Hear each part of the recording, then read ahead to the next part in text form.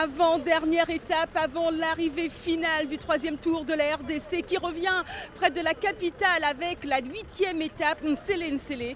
Bienvenue à tous sur TV5 Monde.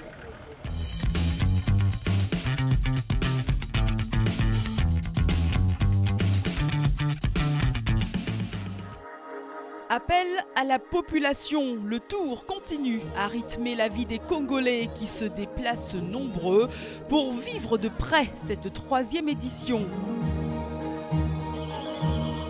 Femmes, hommes et enfants sont sur les bords des routes, piqués par la curiosité, mais aussi pour voir de près la domination angolaise. Je ne suis pas surpris par, je dirais, la prestation de l'Angola, parce que ce sont des professionnels, ils courent en Espagne, ils sont basés en Espagne. Donc quand ils sont arrivés là, on savait quand même ce qu'il allait faire. Ils roulent en équipe, quand le coureur est échappé, l'équipe se met en route pour ramener, donc c'est très difficile de pouvoir s'échapper. La qualité ici, il faut d'abord être grimpeur, ça c'est certain, mais il faut être complet, il faut être rouleur, il faut être sprinter et il faut être grimpeur. C'est cette qualité qu'ont bien sûr les Angolais. La ville de Nsele reçoit donc l'avant-dernière étape du tour et toujours cet habituel sourire et cette bonne humeur de Igor Silva qui contraste avec les visages fermés de certains. Et c'est donc parti pour un circuit fermé dans les rues de Nsele devant un public curieux. Avec dès le départ la prise en main des Angolais. Les détenteurs du maillot jaune vont tout de même être surpris par l'attaque de Mor Diop Baye. Le jeune Sénégalais tente donc une échappée dès les premiers mètres. Mor Diop Baye, le téméraire, continue d'accélérer.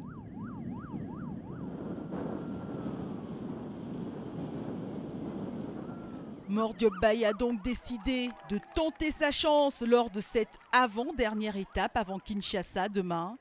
Mais les Angolais, comme à l'accoutumée, mènent le peloton. Avec un maillot jaune bien placé en deuxième position et le peloton qui réussit à faire la jonction avec l'échappée. Puis contre-attaque de Bart Tribout, le Belge part. Mais c'était sans compter avec la détermination angolaise qui ramène le peloton et fait la jonction avec le Belge.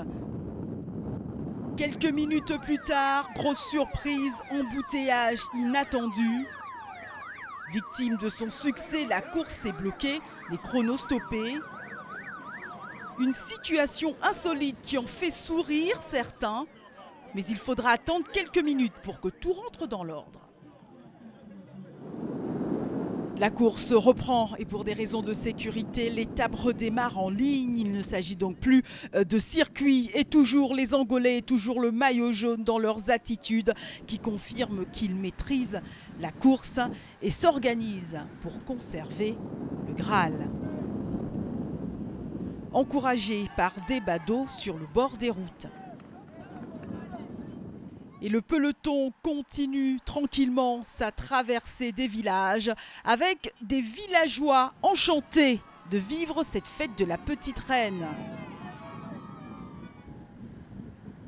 Et si certains coureurs visent l'étape, d'autres, comme les Angolais, protègent jalousement leur maillot jaune. Les coureurs arrivent en sprint massif, un sprint remporté par Asmani Ouedraogo. Deuxième victoire d'étape pour le Burkinabé. Le maillot jaune reste sur les épaules de Igor Silva.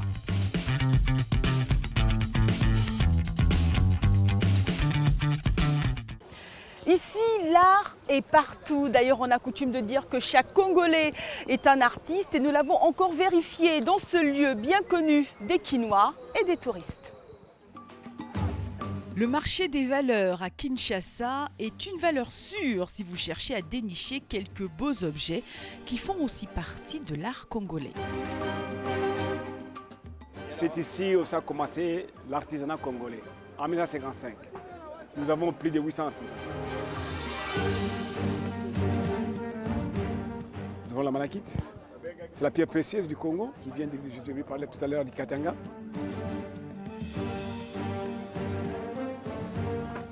C'est le masque de Chokwe.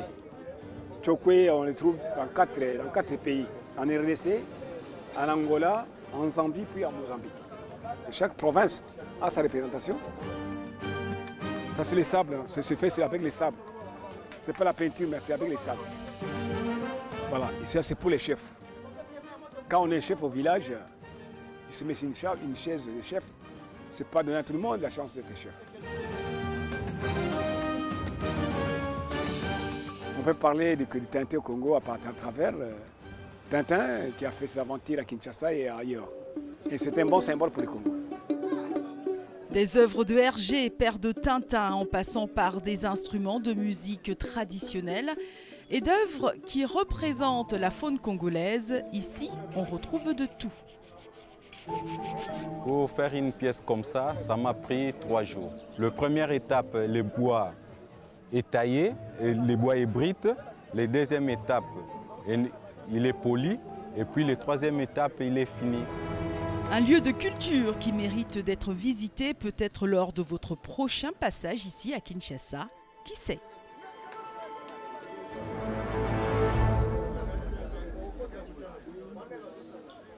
Tous les yeux du monde sont toujours tournés vers le tour de la RDC qui continue bien évidemment sur tv5monde.com mais également sur les réseaux sociaux. À demain, salut!